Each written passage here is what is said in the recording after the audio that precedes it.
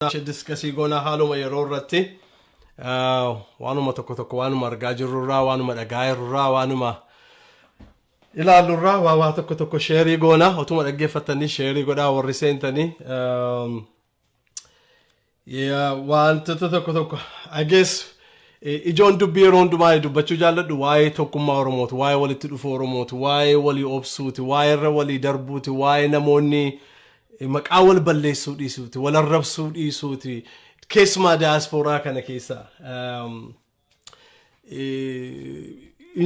inni kuni dhugaadhuma dubbachuuf qabsoo keenya isa guddaa yoo ta'e malee Oromoon nagaa ta'e gar tokkorra luuca'uudhaaf hin rakkata hamma nuyi warri diaasporaa kun rakkina qabnu warri biyyaa rakkina qabu jedhee hin yaadu I guess mostly rakkinni isaa diaasporaa makana jiraata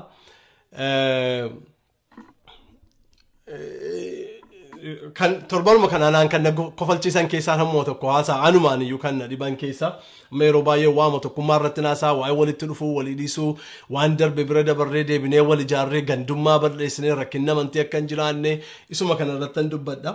Rakkin namoonni garuu bifuma garaagaraa qabu haasaa gaariis namoonni baay'een hin jaallatan warrumta arrabsoo jaallatan jiru kan nama arrabsanii namoota bifa sadiin naquunname torban kana isumarraa kaaseetanii yoo kana keessa dabarree dinnee fullaanee tokkummaatti ceene malee Oromooni akka kanatti maqaa wal balleessuuf wal arrabsuun hamilee wal cabsuun waggaa baay'ee jiraate diaasporaa kana keessa sheerii godhaa namoonni tuma dhaggeeffatanii diaasporaa kana keessa waggaa baay'ee jiraate so anumaan kan nadiin qoma gidduu kana wanti ta'aa ture keessa namoonni tokko meesseejii manaa godhanii wanti isaan jedhan tokkofa waggaa 27 guutuu cal jettanii ta'aa baatanii amma reefuu eeksaa kaatanii itti kaatanii jedhu namoonni kun gadheedha namni waggaa 27 booddee yoo dammaqee makee saba isaaf yoo falmeyyuu kun gadheedha gadhee miti nutu falmaa ture nutu akka godhaa ture sammuu akkasii qabu kanaaf inni kun namoota I think nama taajjabsiisa kun maaliif Oromoon hundinuu anis dhugaa dubbachuu agarri caalaansaa Oromooni dubbates cal jedheesi rakkinni irraa nafne maatiin rakkina nagarra hin jiru maatiin hidhamuun argina hin jiru maatiin firriij keessaa du'uun namni keessaa du'uun hin agarre hin jiru maatiin hundinuu rakkina kana keessa jira yoo dubbates akka nama afaan jabaatee bakkee kana yoo dubbates yoo dubbachuu baates Oromoon miidhaa keessa darban hin jiru hunda keenya miidhaa keessa maatiin keenya firoonni keenya rakkina keessa darbanii namoonni har'aa qabsoo kanatti uummata Oromoo walitti dhufee kar hundumaan gumaachuu yoo danda'e gaariidha kanaaf haasaa fofokkisaa haasofnee namoota hamilee wal buusuun baay'ee barbaachisaa miti ayyalee nama hamilee na bu'u miti nama yartuutti namni hamilee buusu miti and I'm always the fighter I always fight for what I believe waa tokko tamanee nan godhu garuu namoonni waggaa amma kana iftanii cheerchii keessa teessanii bara kana immoo dhuftanii eessaa nutti wacuutti kaatanii jedhu baay'ee na kofalchiisa innaa garri tokko immoo ati nama cheerchii taatee tamitti akka itti haasoftaniitu lola guddaan irratti mana amma laala inni tokko dur kanaan dura dhiiftee cheerchiitti galtee isaa dhuftee jira inni tokko immoo ati nama waldaa taatee ati nama waldaadhaa hojii wangeelaa hojii taatee attamitti kana akka kanatti haasofta waa'ee poolitikaa keessa galtee jira inni kunis hubannaa isaa ilaala inni kaan immoo maanni laata inni tokko immoo warra bilxiginnaati inni immoo warra bilxiginnaaf kan maqaa koo poostii godhee tole fakkaata har'a ta'uu kaleessa ta'uu maqaa koo ilaa inni kuni maqaadhaaf cheerchii keessaa nan faarfadha jedhu garuu humna seexanaan guutamee seexanarraa daawunloodii godhee jibba facaasaa jedhee dubbata nama bifa meeqatu jira biyya lafaa kana keessa waan barbaade namni haa jedhu waan barbaade namni haa jedhu nu waan barbaadnu qabna nuyi nagaa fi bilisummaa saba keenyaa barbaadna sabni keenya lafa isaa biyya isaa akka to'atu gaaffiin keenya gaaffiin ofiin of bulchuu gaaffii hiree ofii ofiin murteeffachuu gaaffii walqixxummaa gaaffii dimokiraasii yoo barbaanne hamma gaaffii Oromiyaa kutachuutti kana gaaffiin keenya warroota akkasina afaan badan kanaaf yeroo qabaachuun nurra hin jiru isinis akkuma kana nam isin mudata ta'a kana keessatti xiyyaafachuu nu barbaachisa really fokasiin keenya maanni wanti nu ija keenya irra kaa'achuu qabna namoonni seentan kun adura sheerii godha maanni fokasiin keenya qabsoo Oromooti Oromoon bilisa ba'uudha federaalizimiin isa jiraatu biyya Sajiraatu xiyyeeffannaan keenya qabsoo Oromooti battala kan qabsoo Oromoo gara fuulduraatti deemsisu warra foon nyaate lafee qorquudhaaf mootummaa qabachuuf itti gamaa jiru kan Abiyyi wajjiniin harka isaanii keessa akkam bubbulle gochuudha kaayyoon keenya. Period. Qabsoon mootummaan kuni harka Abiyyi fi warra nafxanyootaa keessa akkam bubbulle kara jaalalaa haa ta'u, kara dimokiraasii haa ta'u, kara waraanaa haa ta'u, kara barbaachisa hunduu by all means necessary. Mootummaan kun mootummaa Oromootti akka deebi'u. Eenyuun yoo ta'u, eessaan yoo ta'u, kaayyoof lolli keenya kana. Namoonni dhaggeeffataa jirtan please share godhaa isiniin galateeffadhee share gootanii. Kaayyoon keenya kana. Waan biraasan bukkeen wacan waan biraasan ajandaasan bukkeen create godhanii irraa yaada deeffachuutu nurra jira. Isuma kanaan qabeetanii waa dubbachuu barbaada. Amma gidduu kana baay'ee wanti nuyi agarru tokko immoo aktivistoonni keenya hedduminaanii yeroo isaan waa'ee obbo Lammaa, waa'ee Xaayibaa, waa'ee Dr. Milkeessaa irratti aktivistii inni tokko isaan kun sabboonota Oromootu jedhee isaanii falmaa. Inni tokko immoo kan nu gurgure isaan OPDOdhaa dhimma irraa hin qabnu jedha. Kana irratti wal falma. Amma kun nuuf really isn't an important topic.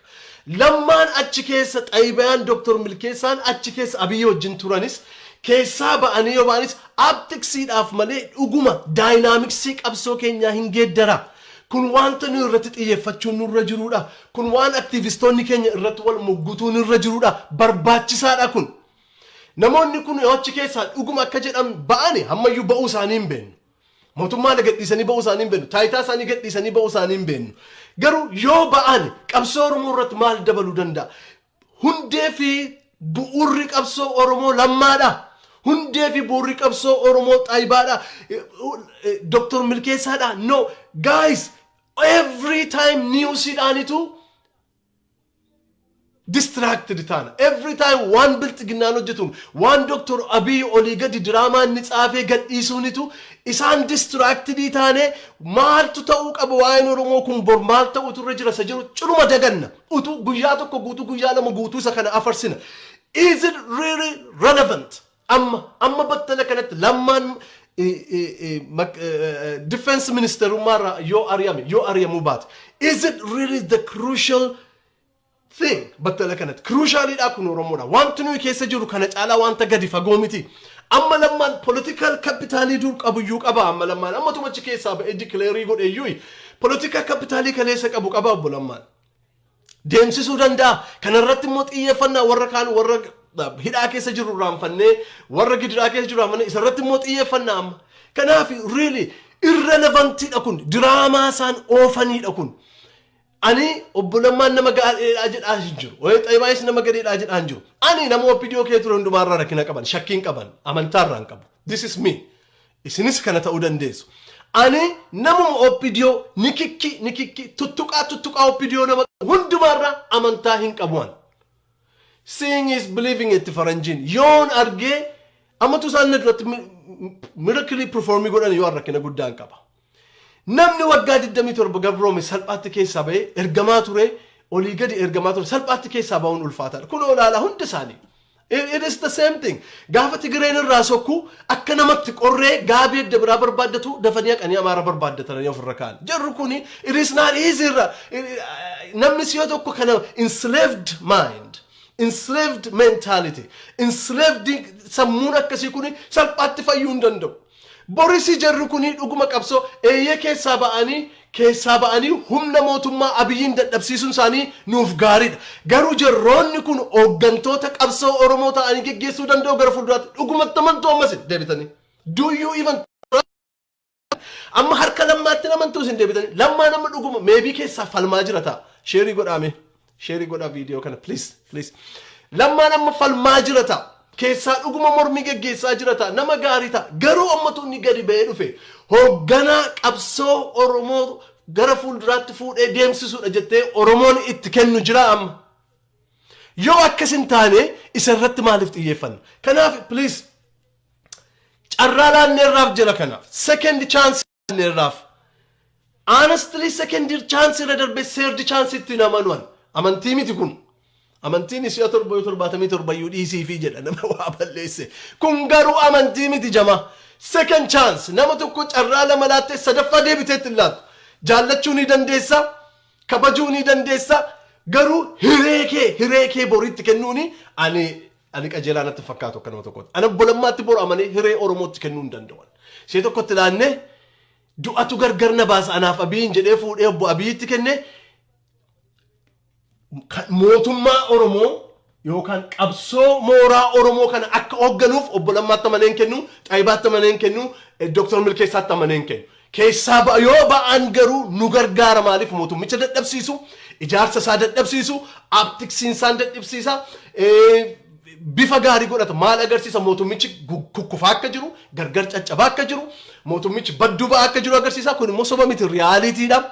Kanaaf nu fayyada malee hooggana ta'anii gara fuulduraatti qabsoo Oromoo kana geggeessuu itti laanna jedhee amanuuni.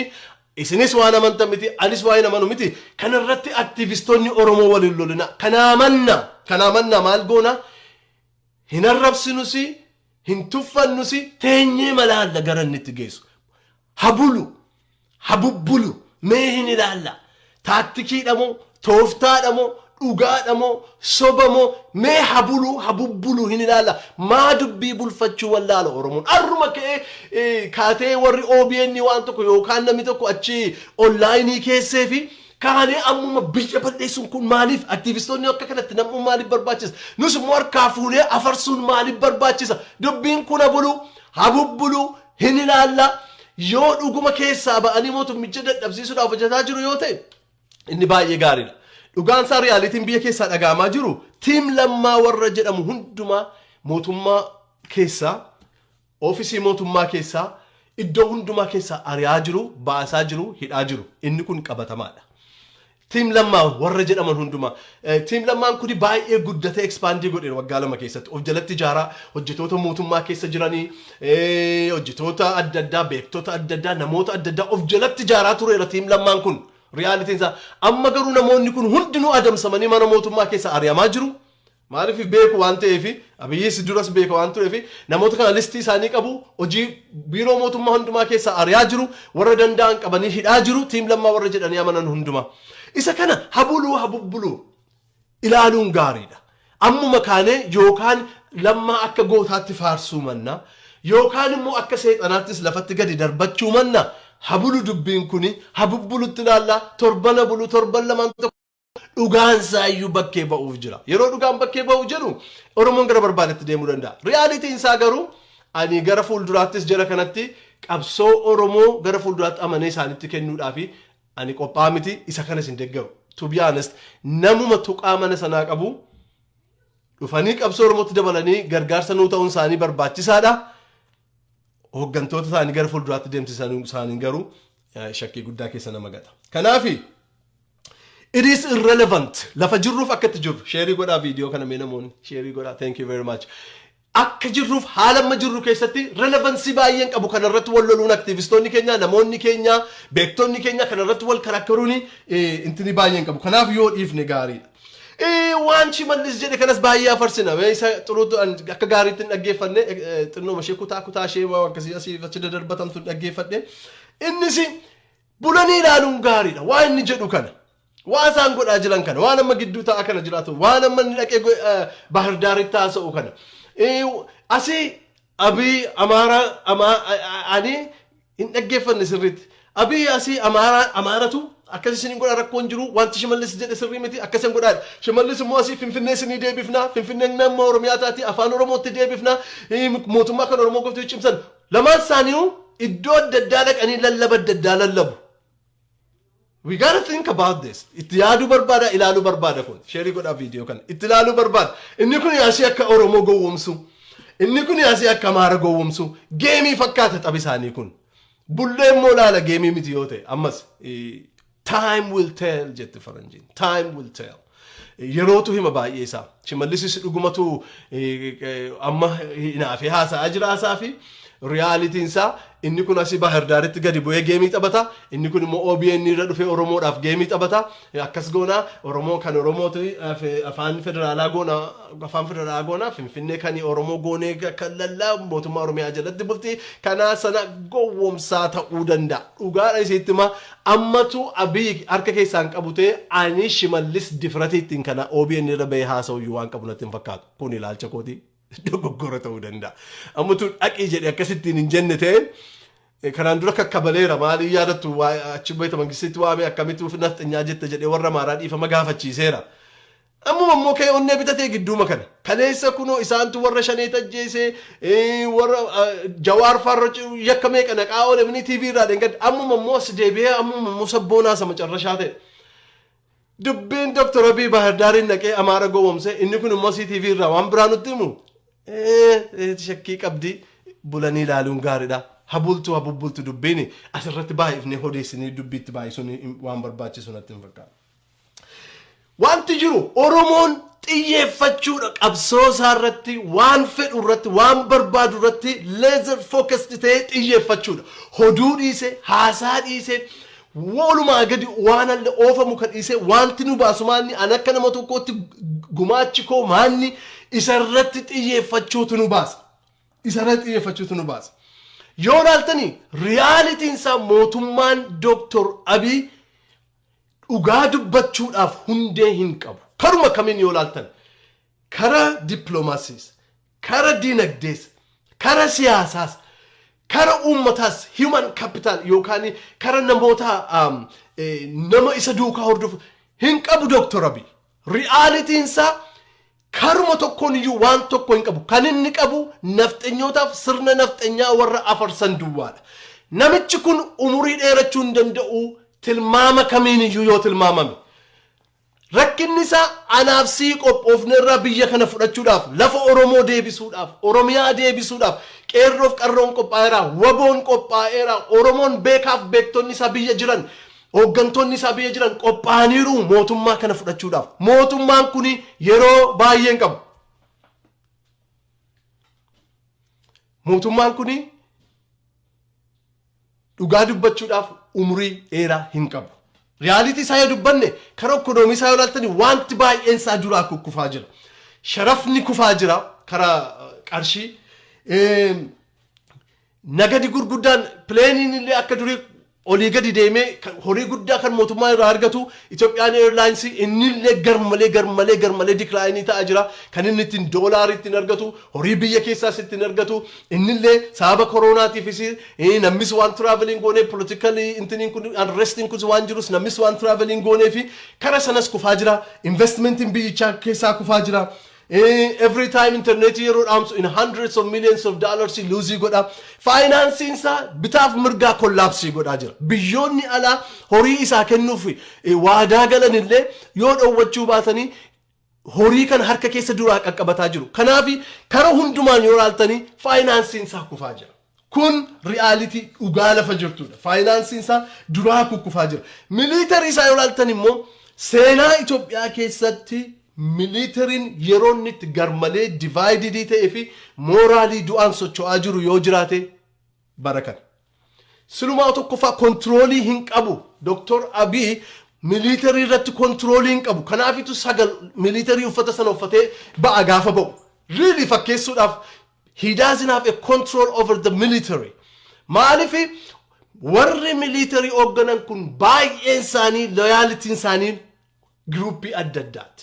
Warri Amaara garuma warra Amaara loyalty isaanii warruma Amaara partii Amaara warra politika Amaaraaf nafxanyaa kana geggeessanii politika nafxanyoota warra geggeessanii loyalty baay'ee gara sana jira loyalty isaanii warri kan Oromoo immoo lafatti godhan iyyuu beekanii burjaaja'aniiru yartuudha kan bilxiginnaa wajjin jiru jeneraala tokko lama isaan kan hojii isaa kana xinnoo hojjetuuf garuu baay'een isaa it is totally divided waraanni isaa baay'ee dividedidha. Tuqaa yertuun isinii kaasa maaliif waraanni isaa baay'ee dadhabaaf kufaadha jedhee kan amanu.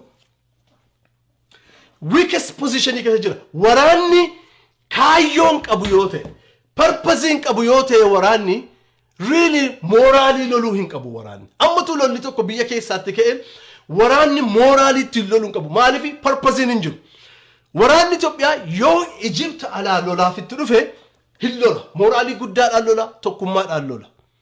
Humna alaatti duuluuf diina alaatti duuluuf yeroo hundumaa cimina akkasii qaba waraanni Itoophiyaa. Amma garuu waraanni Itoophiyaa guutummaan eenyuun akka lolu iyyuu hin beeku. Diinni isaa eenyu akka ta'e hin beeku. Warri Oromoon militarii keessa jiran baay'een isaanii burjaaja'oodha. saba isaanii irratti dhukaasuudhaaf fedhii guutuu hin qabanii. Kanaaf parpazii hin qaban waraanni kaayyoo hin qabne waraana jabaa miti. Dhugaadhaan isinitti immoo waraanni Itoophiyaa kun waraana kaayyoo qabu waraana bilisummaa Oromoo wajjin yoo walitti dhufe salphaatti mo'ama. Maaliif waraanni bilisummaa Oromoo kaayyootti lolu kaayyoo guutuu qaba. Nan du'aaf wanta jedhu, nan wareegamaaf wanta jedhu, du'ii waa tokko natti hin fakkaattu waan jedhuuf kaayyoo galmaan gaachuu qabu kaayyoo guddaa qaba. Waraanni Itoophiyaa garuu kaayyoo qabu. Achi keessa kaayyoo yoo qabaatte gimboota sabatti warra infiltireetii goote achi keessa jirtu mootummaa nafxanyaa jabeessu warra barbaaddu duwwaan keessaa yoo dhaabattee loltu malee loltuun Oromoo waboo wajjin walitti ba'ee wal loluudhaaf sanyiin kan biraan waraana bilisummaa wajjin Oromoo wajjin walitti ba'ee wal loluudhaaf mooraalii isaas hin qabu, parpazii hin qabu. Namni parpazii hin qabne waraanni parpazii hin qabne